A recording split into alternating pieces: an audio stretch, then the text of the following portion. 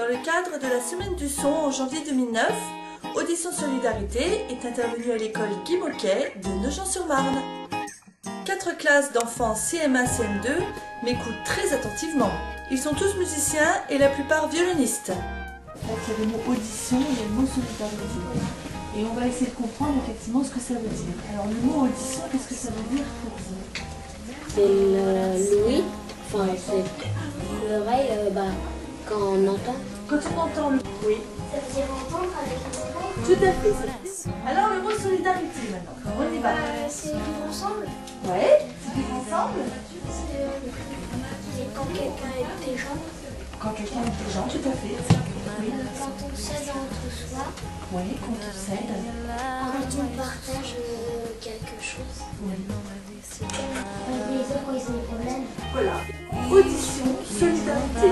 Amélie l'a écrit au tableau, vous voyez, prévention, audition, solidarité.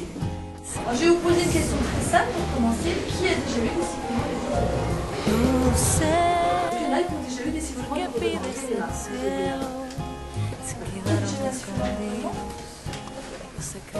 Alors, on va essayer de trouver ensemble pourquoi les sifflements et puis qu'est-ce qu'on peut faire pour éviter d'avoir des sifflements de vos un instrument longtemps. Quand je joue trop fort, et Trop fort.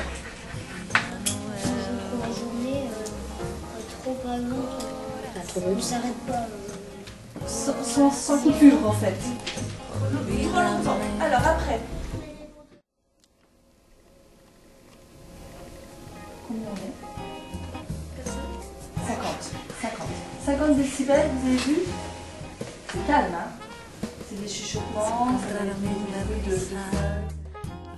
Quand tout d'un coup on commence vraiment à parler un petit peu plus, un petit peu plus fort.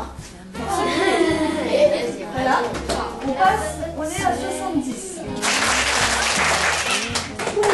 90.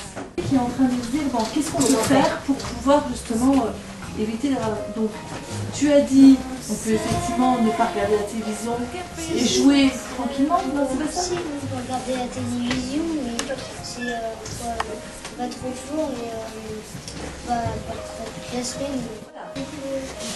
C'est pas obligé d'écouter tout le temps de la musique. Enfin, toutes les protections qui existent. Quand on dort.